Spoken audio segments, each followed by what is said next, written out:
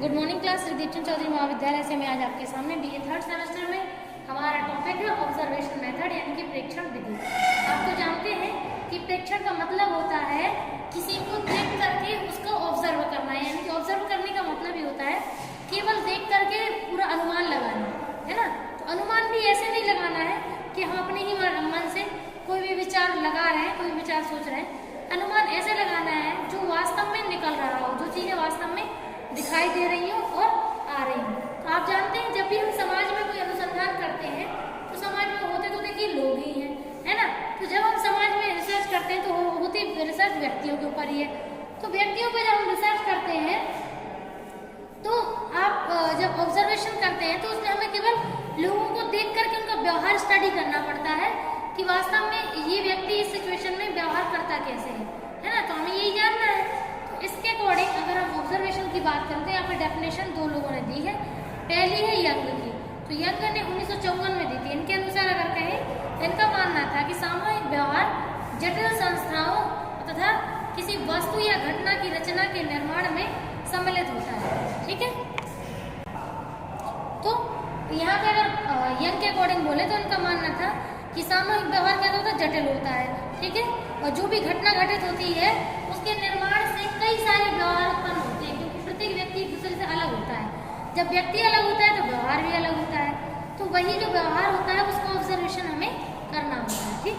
अब है मोजर की, तो मोजर का कहना है कि प्रेक्षण वैज्ञानिक जांच की दृष्टि से बहुत ही प्रतिष्ठित विधि है, क्योंकि इसमें कान और आंखों के द्वारा जो भी व्यवहार होता है उसको हम देख और सुन सकते हैं, और जो जैसा व्यवहार आता है उसको हम वैसे ही समझते हैं, ठीक है।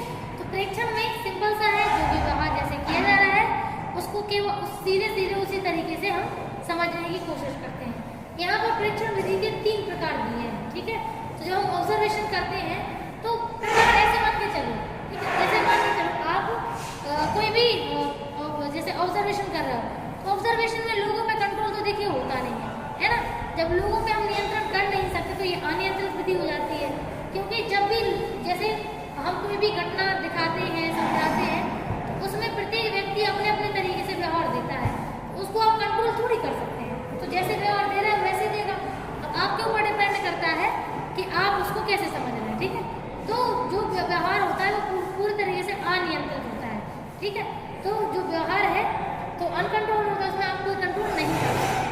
आप दो इसमें सहभागी और असहभागी भी होता है। जैसे कभी कभी ऐसा लगता है कि अपन लोगों को व्यवहार बहुत डीप से स्टडी करना है, बहुत अच्छे से नोट डाउन करना है, लिखना है, तो हम क्या करते हैं, हम अपने ही कुछ पार्टिसिपेंट उन प्रतिभागियों के बीच में छोड़ देते हैं और उनको बहुत ही करीब से उनके व्यवहार को जांचने और परखने के लिए छोड़ देते हैं।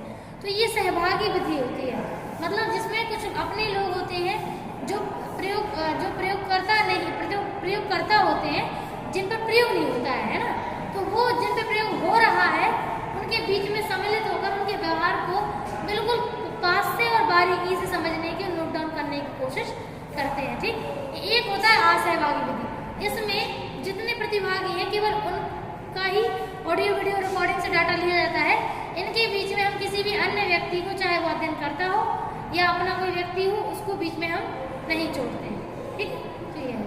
अब हम बात करते हैं प्रेक्षण विधि के सोपान की, पद की, ठीक है। तो प्रेक्षण विधि चाहे सोपान कह लो, चाहे पद या चरण, स्टेप्स की बात हो रही है, मतलब क्रम बाई क्रम जब हम ऑब्जर्वेशन करते हैं तो हमें कौन से स्टेप लेने चाहिए। फर्स्ट स्टेप है प्रेक्षण योजना। आप तो वैसे भी जानते हैं कि जब भी कोई अनुसंधान किया जाता है तो अनुसंधान में के लिए सबसे इम्पोर्टेंट होती है योजना बनाना, ठीक है। यानी कि कोई भी अनुसंधान करने में योजना कितना अहम रोल प्ले करती है अपना। तो आप तो जानते हैं जैसे किसी भी चीज़ का अगर हम रफ वर्क करते हैं तो बहुत हेल्पफुल होता है वो हमें एक तरीके से काम को बहुत ही स्मूथली चलाने में, है ना। तो स्मूथली वर्क तभी चलता है जब पहले से हमारे ब्रेन में एक मेकअप तैयार होता है कि हाँ हमें ऐसे वर्क करना है, ठीक है।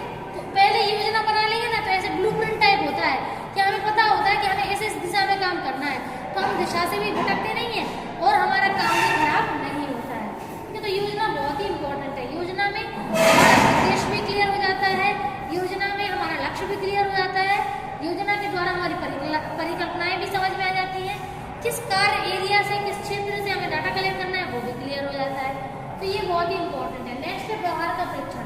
तो अब हमने ये देख लिया, अब हम क्या करेंगे, अब हम उस जगह पे जाते हैं जहाँ से हमें डाटा कलेक्ट करना है। तो वहाँ पे जो लोग जैसे व्यवहार देते हैं उसको हम ऑब्जर्वेशन करते हैं। फिर है अब जब व्यवहार को परीक्षण कर लेते हैं, नोट डाउन कर लेते हैं, तो अब उसे हम अंक देना शुरू करते हैं। जब हम अंक देना शुरू करते हैं तो जो व्यवहार है उसको नंबर्स देने से हमारा जो रिसर्च है वो डाटा में जल्दी निकल आता है। फिर नेक्स्ट है सारणीबद्ध करना। अब अंक तो प्राप्त हो गए, अब अंक प्राप्त हुए तो अब आप उसे क्रम से भी करेंगे, क्योंकि क्रम से करने से ही आप उसका एक जो ऑथेंटिक रिजल्ट है उसको आप निकाल पाएंगे। ठीक है, और नेक्स्ट है लास्ट पॉइंट है व्याख्या करना।